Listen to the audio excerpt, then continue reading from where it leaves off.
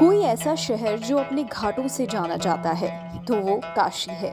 काशी को बनारस और वाराणसी के नाम से भी जाना जाता है। एक ऐसा शहर जो विश्व के प्राचीन शहरों में से एक है। यहाँ 84 घाट हैं जिनकी अपनी अपनी विशेषता है। इनमें कुछ घाटों का धार्मिक और आध्यात्मिक महत्व भी है। कुछ घाट अपनी प्राचीनता तो कुछ ऐतिहासिकता और कुछ कला के लिहाज से खासियत रखते हैं। सभी घाटों के पूर्वाभिमुख होने से सूर्योदय के समय घाटों पर सूर्य की पहली किरण दस्तक देती है। 80 घाट। इस घाट में की गंगा आरती को देखने प्रतिदिन हजारों की संख्या में लोग पहुंचते हैं। हरिश्चंद्र घाट। इस घाट पर हिंदू मरणोपरांत दाह संस्कार करते हैं। दशाश्वमेध घाट। प्राचीन ग्रंथों के मुताबिक राजा दिवोदास द्वारा यहाँ 10 अश्वमेध यज्ञ करने के कारण इसका नाम दशाश्वमेध घाट पड़ा। मणिकर्णिका घाट। पौराणिक मान्यताओं से जुड़े मणिकर्णिका घाट का धर्मप्राण जनता में मरणोपरांत अंतिम संस्कार के लिहाज से अत्यधिक महत्व है। आज हम मणिकर्णिका घाट के बारे में विस्तार से जानेंगे। इस घाट की गणना काशी के पंच तीर्थों में की जाती है। मणिकर्णिका घाट पर स्थित भवनों का निर्माण पेशवा बाजीराव और अहिल्याबाई होलकर ने करवाया था। हिंदुओं के लिए इस घाट को अंतिम संस्कार के लिए सबसे पवित्र माना जाता है। बताया जाता है कि मणिकर्णिका घाट को भगवान शिव ने अनंत शांति का वरदान दिया है। इस घाट पर पहुंचकर ही जीवन की असलियत के बारे में पता चलता है। इस घाट की विशेषता है कि यहाँ चिता की आग कभी शांत नहीं होती, यानी यहाँ हर समय किसी न किसी का शवदाह हो रहा होता है। यहाँ हर रोज 200 से 300 शवों का अंतिम संस्कार होता है। मान्यता ये भी है कि भगवान शिव और माता पार्वती के स्नान के लिए यहाँ भगवान विष्णु ने कुंड का निर्माण किया था, जिसे लोग अब मणिकर्णिका कुंड के नाम से जानते हैं। स्नान के दौरान माता पार्वती का कर्ण फूल कुंड में गिर गया था, जिसे महादेव ने ढूंढ कर निकाला। देवी पार्वती के कर्ण फूल के नाम पर इस घाट का नाम मणिकर्णिका हुआ।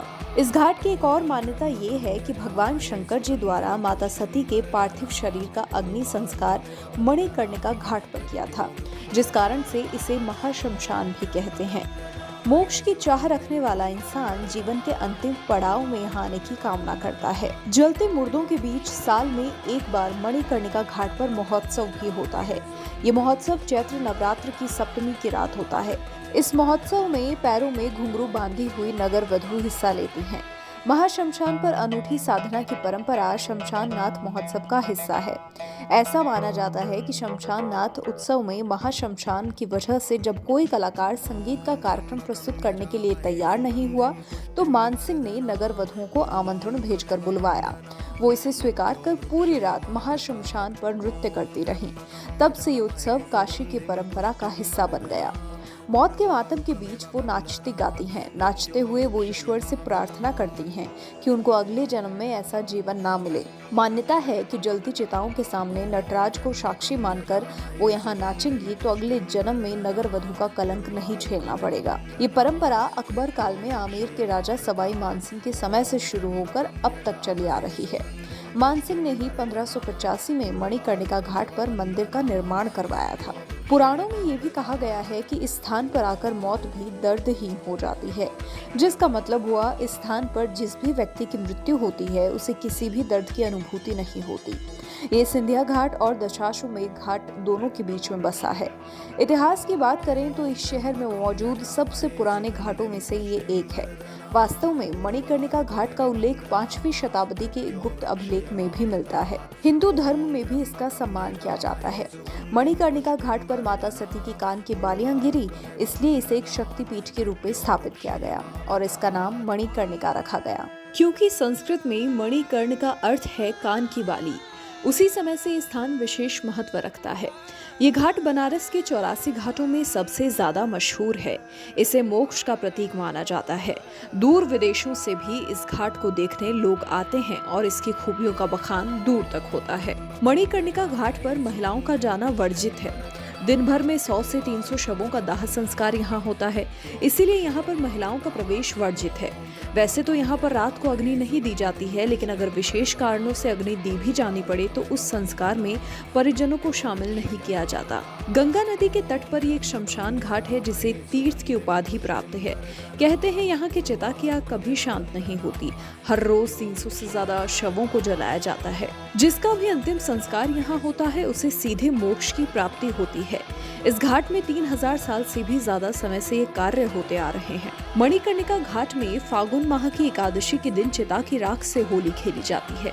कहते हैं इस दिन शिव के रूप विश्वनाथन बाबा अपनी पत्नी पार्वती जी का गौना कराकर अपने देश लौटे थे। उनकी डोली जब यहाँ से गुजरती तो इस घाट के पास से सभी अघोरी बाबा लोग नाचने लगे, रंगों से इनका स्वागत करने लगे। प्राचीन काल में मां मणिकर्णिका की अष्ट धातु की प्रतिमा इसी कुंड से निकली थी।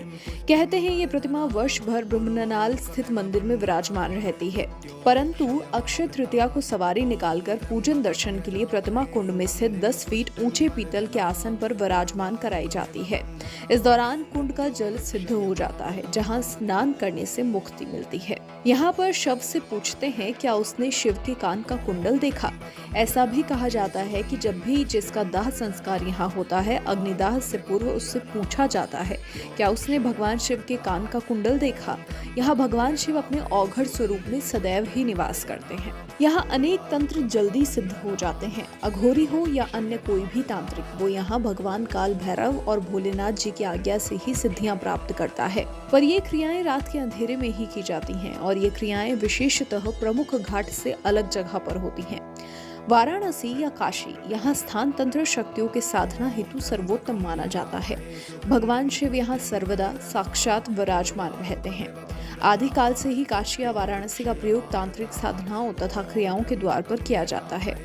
तामसिक क्रिया करने के लिए नरमुंडों में खप्पर भरकर 40 मिनट तक आरती की जाती है। तामसिक साधना करने वालों को चमत्कारी सिद्धियां मिलती हैं। इस दौरान साधक अपने मंत्रों और कार्यों को सिद्ध करता है।